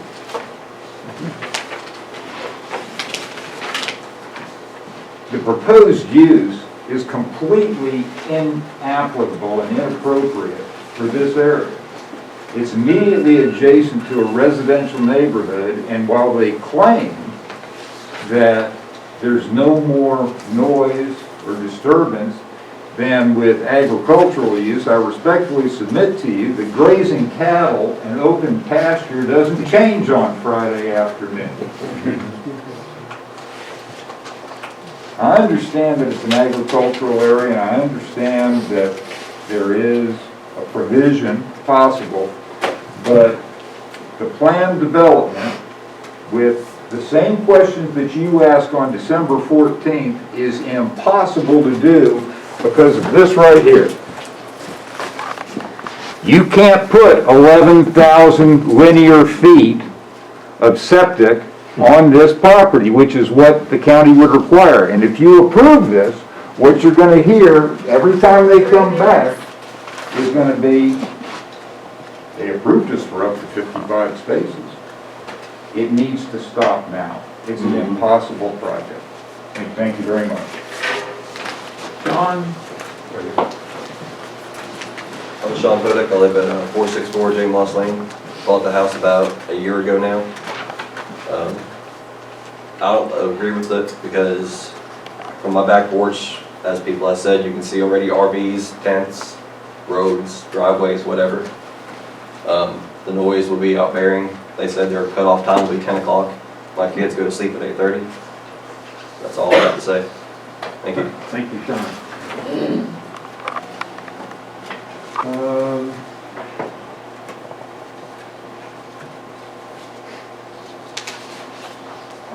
Kevin Springer. My name is Kevin Spangler. I was at 382 J. Moss Lane. I've been there for about 4 or 5 years now, and I've been working on a plan for building down farther towards this property because I'm right on it. And I don't even want to do anything because if they're going to do that there, I don't want to see it. And that's what I was planning on building down there is just, you know, enjoyment, you know, and you can't do that and look at RVs, you know, it's just not, it wasn't in my plan. And I'll just leave the trees or all that underbrush there and probably get rid of it eventually. Because that's not what I wanted. It shouldn't be there. It's not enough space, and you know, you need a 30-foot wall there. And you can't build a 30-foot wall, so that's it. Thank you. Thank you. Rick Patrick? Hi, I've got the property across the creek, on Cross Dock and Rock Creek. I've had it for 8 years. It's about 240 acres or so. I first noticed the activity over there a couple years ago. I think the owners yelled across the creek, introduced themselves and said they were planning on building a home there, which obviously has not happened, but I do concur with you that that's what happened. I guess the only thing I'd like to add is, as a homeowner or as a property owner, would you want an RV park going up next door to your house or across the street from your house? And that's all I'll say. Thank you. I don't think I heard from Dennis Miller. Here. Good. How you can compare this project to Big Ridge Road, 75 houses, or whatever you were talking about, is ludicrous. And I'd also like to know, okay, I'd also like to know how that's going to increase the value of my house, which is right here. It's unbelievable. And I, like the others now, from my porch, look at a tent that's bigger than my whole house, RVs, outbuildings, and I don't certainly want to see 55 of them parked there next to me. And please do not approve this. This is unreal. And I also heard that the high end of the value of a house on J. Moss was $208,000. No. My house is worth a lot more than that. And it's not going to increase in value. It is unbelievable. And that's all I have to say. Please don't approve it. Thank you, sir. Any questions for Mr. Brody or the applicant from the commissioner? Is there already an operation going on here of some kind? You talking about what's going on there now? Yeah, I mean, that is You a know, huge the tent. marshal's office went out there, sir, and didn't find anything wrong. That wasn't really my question. Okay, your question could be answered this way. They had 2 RVs that personally belong to them, and that's what's down there. They get down there with their children and grandchildren.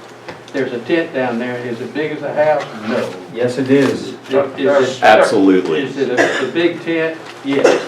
But all of that, including the building that's down there, if this project goes forward, it's going to be moved. Moved. DNR came down there. They didn't cite anybody.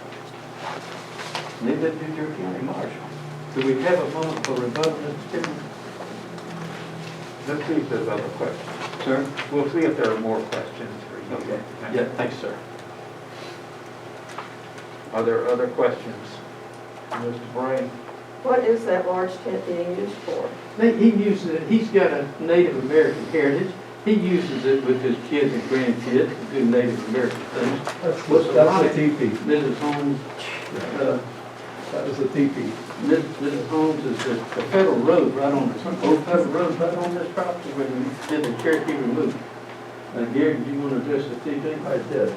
My teepee is set up, I've always wanted a teepee all my life, and I put it up down there, and it is not a permanent structure. I have it on blocks, I have it, everything down there is not permanent structure.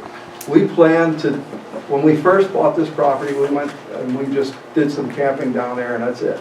We planned to move all that stuff off, and this is gonna be just a picnicking, day use area down there. The tent is set up because I used it for my birthday. I haven't taken it all down. I took some of it down piecemeal, you know, with the rain and stuff. I just haven't gotten it all down.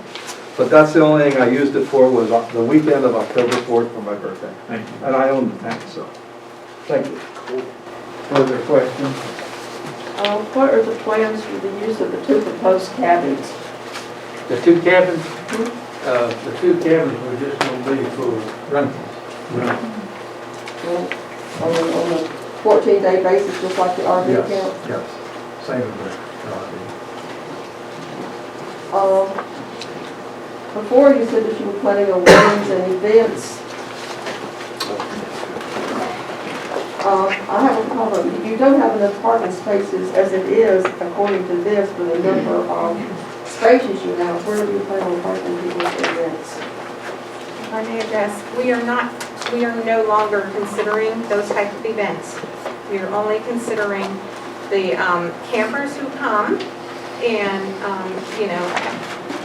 no weddings, no big events. Okay, so we're not. Would be rented to the campers. Rented to the camp?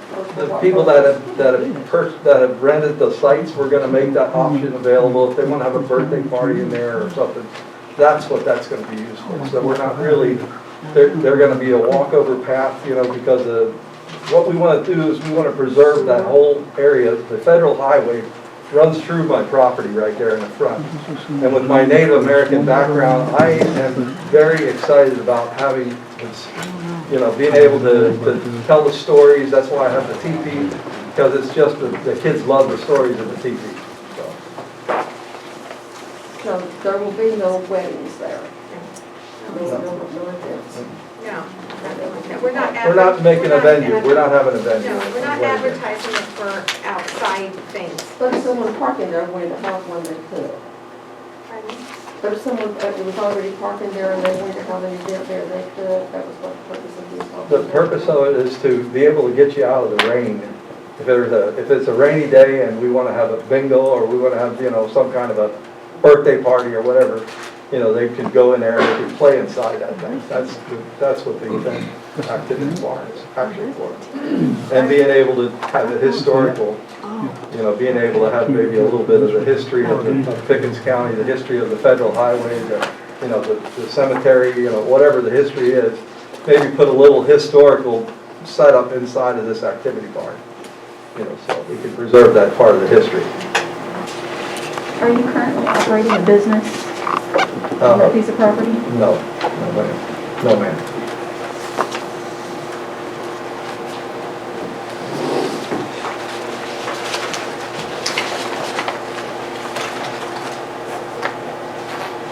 Further questions?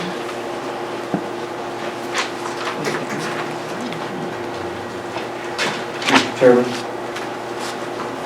Yes. I'm back here, sorry. If I could address something that was mentioned, a conditional use would also be required for any form of an event center, so they would have to apply as a additional conditional use. It would have to be in addition to this condition. Yes, they would have to have another conditional use to have to operate an event facility. So that would have to be submitted and go through a public hearing and go to the Board of Commissioners just as this will. We're not planning on having a condition. Event center, we're not looking at that. But the last time we were together, we talked about, I don't think you were here, were you? No. You decided to make an appearance tonight. So, concern was ingress and egress, traffic-wise on that part of 136. Yes. Because I travel that area from time to time, and I know the level of activity, and it's nice that they posted a 45 mile an hour speed limit sign, but you know how people respond to speed limit signs. Some do. Yes. Not all, but nevertheless, has there been any traffic study conducted by the DOT relative to the use that you've got intended for? No, sir, there has not been. Frankly, when you talk about, when I've done cases with traffic studies, I'm talking about a large project, usually, hundreds of houses, and instead of 55 units. I would point out, all I could point out is, that obviously GDOT put rebuilding that road to there, and they reduced the speed limit. I travel 136 frequently because I live over in Big Ridge, and it goes up on the store quite a slave.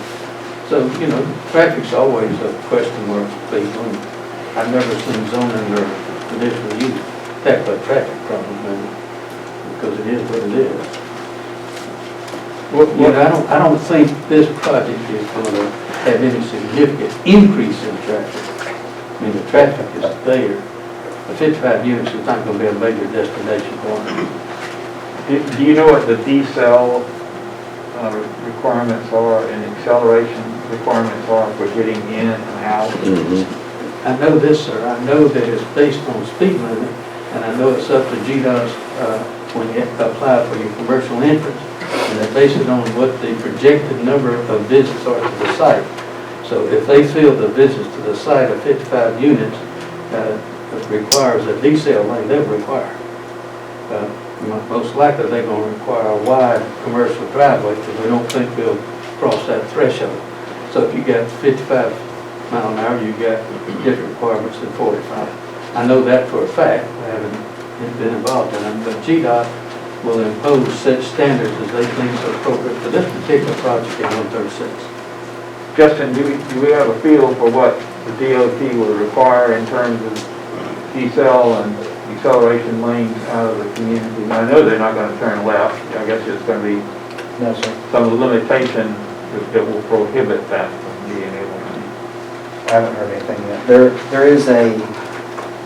There was mention of some aprons that were, what was that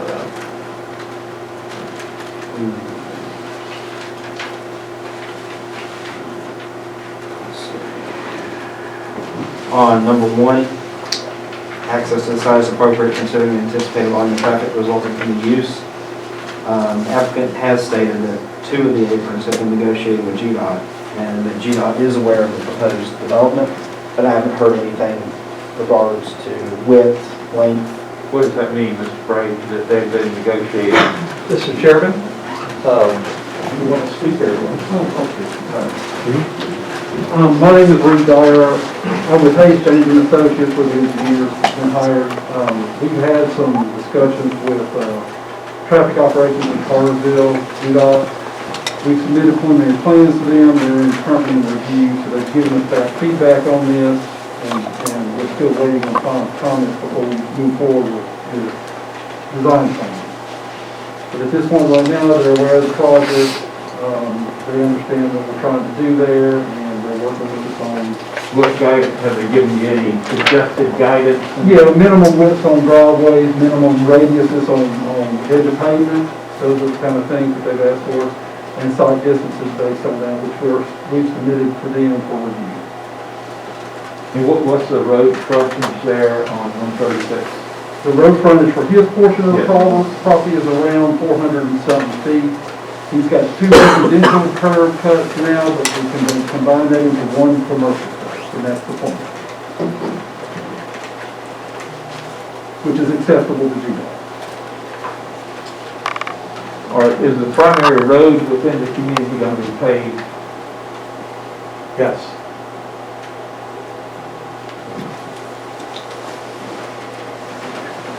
Other questions from the commissioner?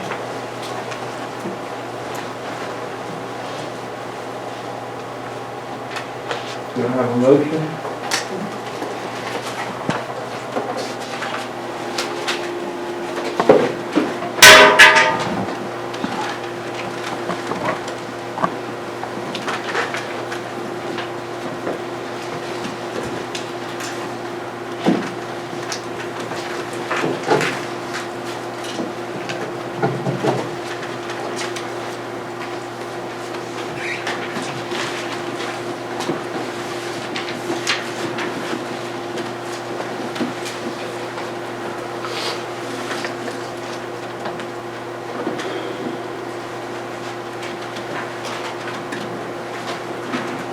Mr. Sherman, I still do not think this is a good location for this. Because of people that live around it, the noise. I figured out, they said that maximum of 6 people per space, and I thought if it was just 3, that would be 165 people in there at one time. If it's just half the number that they can have, those 2 pets per place.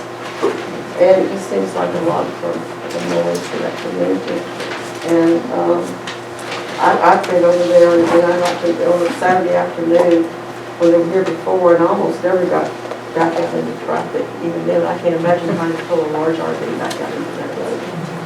That would be something forever. So I would make a motion that CU 190066 not be recommended, be recommended for denial. It would be recommended. Is there a second? I second. Any further discussion? All in favor of the motion to deny the request, please raise your right hand.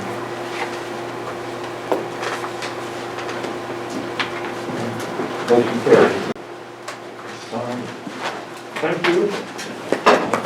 All right. Thank you.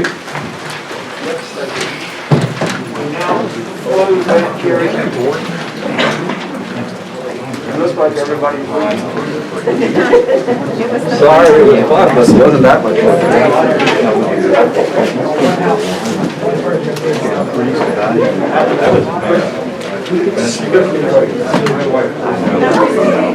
Christy Bell.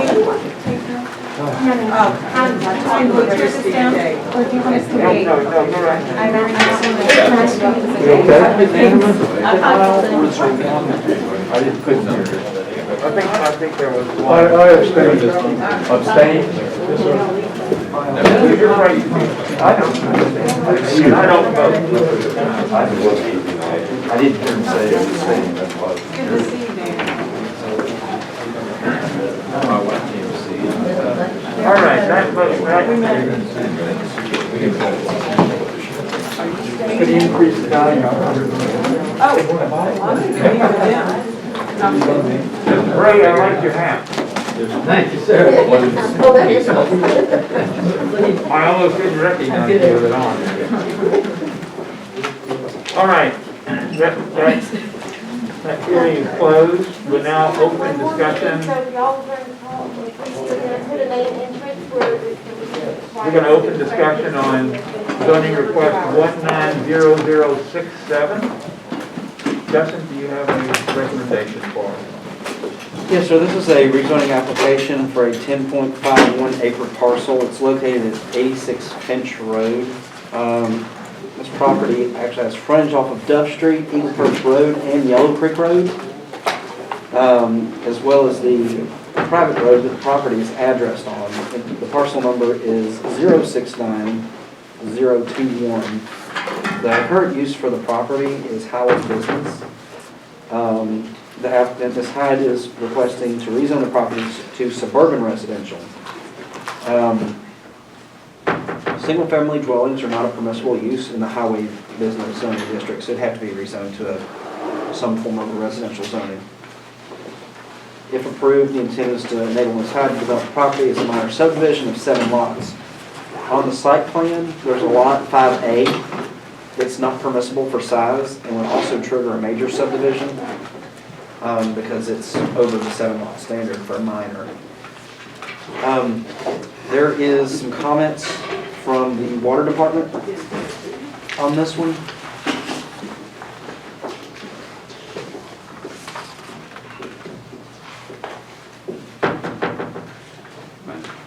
So for this recommendation, staff recommends the application for rezoning be approved with conditions. Those conditions would be right-of-way be acquired and dedicated for installation of water lines along Dove Street. Redesign of the layout will be required if not. Number 2, the site plan needs to be revised to eliminate lot 5A. If those conditions cannot be met, staff would recommend that the application be recommended for denial. The additional comments for this one is that in addition to this memo, I hereby incorporate the entirety of my office's file and the video recording of the Planning Commission's hearing, including but not limited to all witness testimony, in order that this information be made part of the record and shall be available for the Board of Commissioners to review. If y'all have any other questions, I'll be happy to answer them. And Ms. Hyde's here tonight. Ms. Hyde, thank you for your perseverance in staying with us this long. Well, I must say, I'm glad to see the room empty out. Tell us what you're trying to do and tell us about the recommendations and concerns that Justin has raised. Well, I've talked to the water department quite a bit. And it's 600 feet of water line that needs to be run down Dove Street. And they have given me a cost to do this. And so I don't see any problems with that. So you've agreed to the... Oh, yes, of course. That they have asked, so. Yeah. Yeah, I mean, we've had several talks, and the water line would be run down the road to the 4 lots on Dove Street. And of course, I want public water. I don't, you know, so I agree. And it, you know, it's just one property between my property and down on Dove Street. I mean, this is 10.5 acres, but it has a unique feature of it fronts on 3 roads: Yellow Creek Road, Eagle Perch Road, and then Dove Street. 2 of the lots will be on Yellow Creek Road. So it's actually 6 additional homes. 1 home is already there that will remain and is being updated. So, and that's the address 86 Finch Road. And, you know, I've submitted a picture of the house I would build on Yellow Creek Road. I don't know if you all have it, I can give it to you, but I built it over in Jasper last year and sold it. I'm building one now that will be for sale in the same neighborhood in the next 2-3 months. And I would build that same house on Yellow Creek Road, on the 2 lots on Yellow Creek Road. Dove Street, I've just got to see how the land lays, and if I prefer to build ranch homes because that's really what most people want. How long have you been a developer? Not very long. Not very long. I have a general contractor that does all the building out of Dawson County that, you know, works really well. So I built, you know, I'm now on my 3rd house. And the first one I built in the city of Jasper, I think it's in 2018, and then I'm building one last year and then one this year. So I usually do one a year. What about Lot 5A that Justin has concerns about? Is that the billboard? Yes, ma'am. I have a billboard on this property now. That's county approved. And I would like to keep the billboard. So, I mean, it's already county approved. It's been sitting out there probably 10 years. So I would like to keep it. Just move it. You're concerned about the current use of it, or? No, sir. My concern is that suburban residential has a 1 acre minimum, as well as the water requirement. So all those lots would have to have public water in order to even get a building permit. The concern is 5A doesn't meet the standard for suburban residential, so it couldn't be split. Our office could not approve it as a lot, period, because it doesn't meet standard. So we couldn't create that and have the tax assessor's office issue a new parcel ID for a non-conforming lot. So could it be left as commercial, highway business? It would have to meet the standard of highway business, which is... I don't think there's...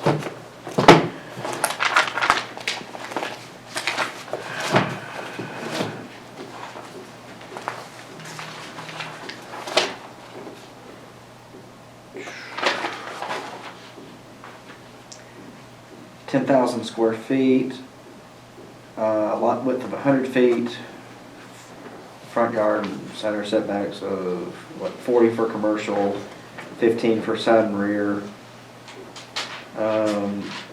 Side and rear setbacks when abutting SR is actually 40, So, I mean, the setbacks would probably negate the whole use of the lot, period. It would have to have a minimum landscape strip because it would be a newly created lot.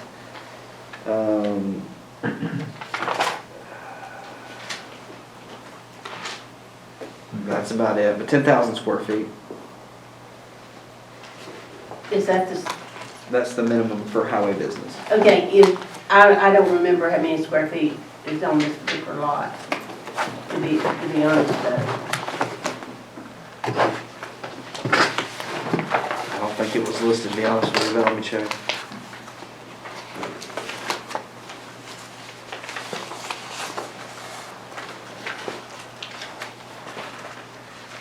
.063 acres.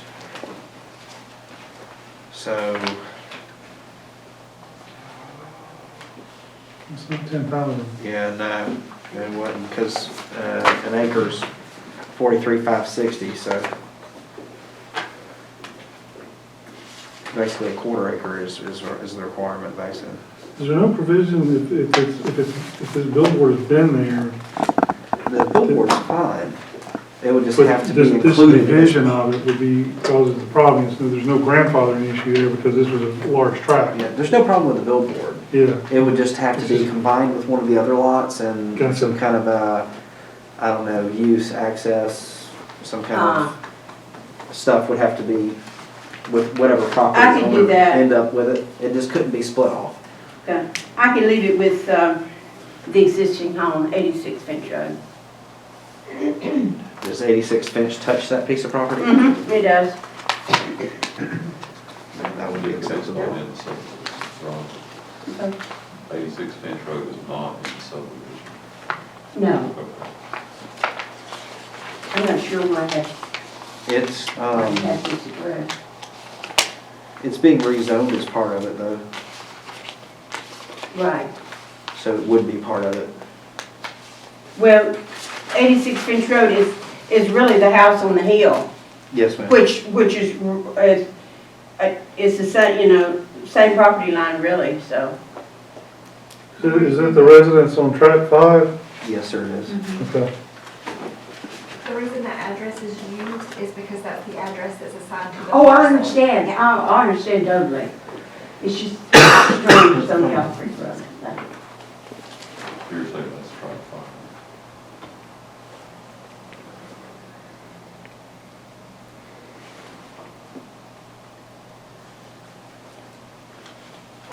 Further questions? This looks like track 5A is actually adjacent to track 4 instead of track 5 where the existing house is. It's confusing, but the really heavy dark lines are the ones that, if you look at it that way, Oh, okay. that's one big tract, and you've got, it does touch 4, but what she's saying is just leave it Touches part right of on the 5. corner. Yeah, Yeah. and I think that's immaterial to the project or to. Okay.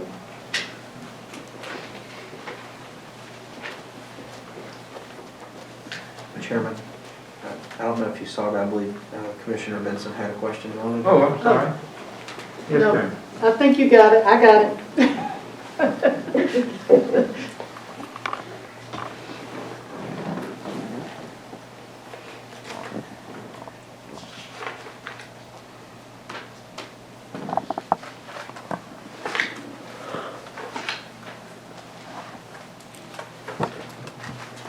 Further questions?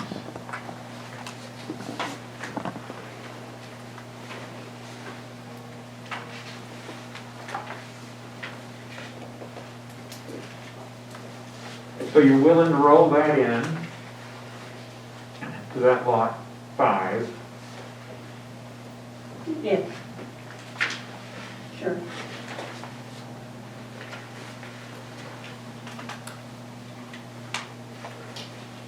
Okay. Do we have a motion? Mr. Chairman, I make the motion with that amendment, per the county's recommendation in the right of way that the application be approved. Is there a second? I'll second. Is there any further discussion? Mr. Chairman, if I could clarify for the record, the Yes. motion is to include both of those recommendations from the planning commission, from the land development. Talking about the water line. Right of way to vehicle line.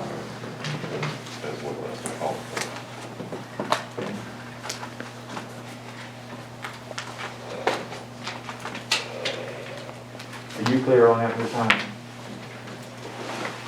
I'm not sure I understood everything Justin said. I just know that I've talked to the water department and they've told me what they can do, what they will do, and sent me a price list, and I said, fine.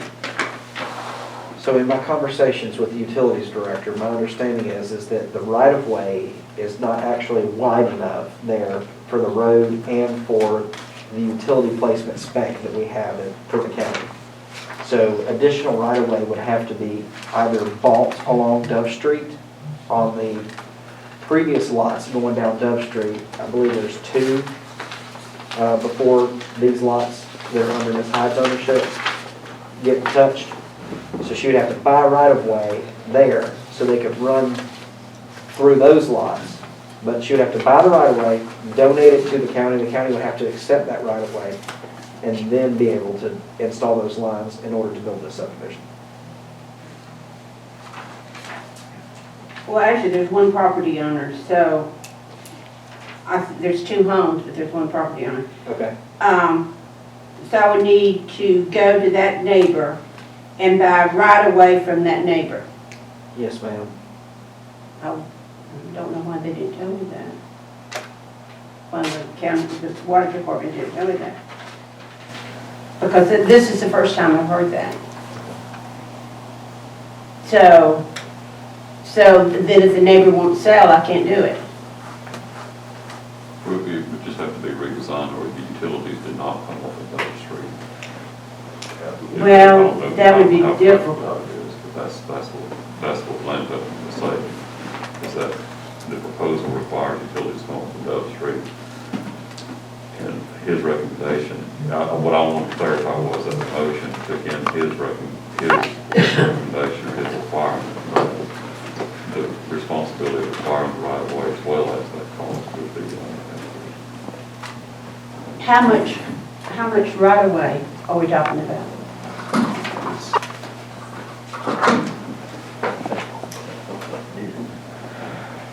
Justin, do you know how much right of way? Yes, I believe Dove Street is a 30-foot right-of-way right now. I think things actually classified as ditch to ditch right now.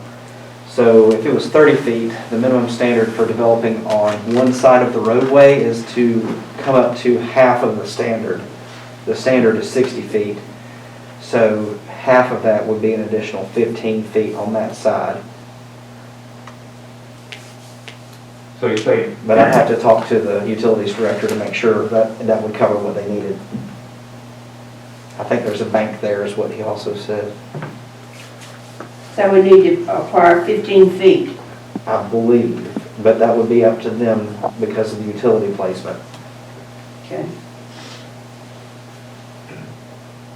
Basically what my conditions are is that they would need to do whatever allowed them to install the utilities and provide utilities to these lots in order to be approved, because all of these lots would have to have water before we could even start the building permit process under this zoning district. So did you understand that this time? So all the lots would already have to have water before I could start building? They would have to have access to water, yes ma'am. Suburban residential requires county water or city water. Okay. Okay. So I presume that's acceptable to you? Right. You're just gonna have to put on your best charm and go out there. Yes. I just wish they'd told me though. I mean, you know, I've talked to them for 2 months. So. Okay. Yes, I agree. Okay. Mr. Chairman, Mr. Landry, does that address? That's, I just Okay. want that clarification. Okay. All right, is there a motion? You got a motion. I have a motion. And a second. I'm motion down. It's been a long night. Okay. No further hearing, no further discussion. All in favor, raise your right hand. All right. Unanimous approval.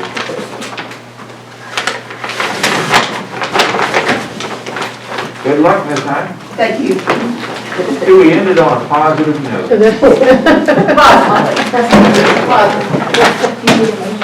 We do need a motion to adjourn. I'll make a motion to adjourn. All in favor, raise your right hand. Yes, approved. Thank you. Can you leave these in?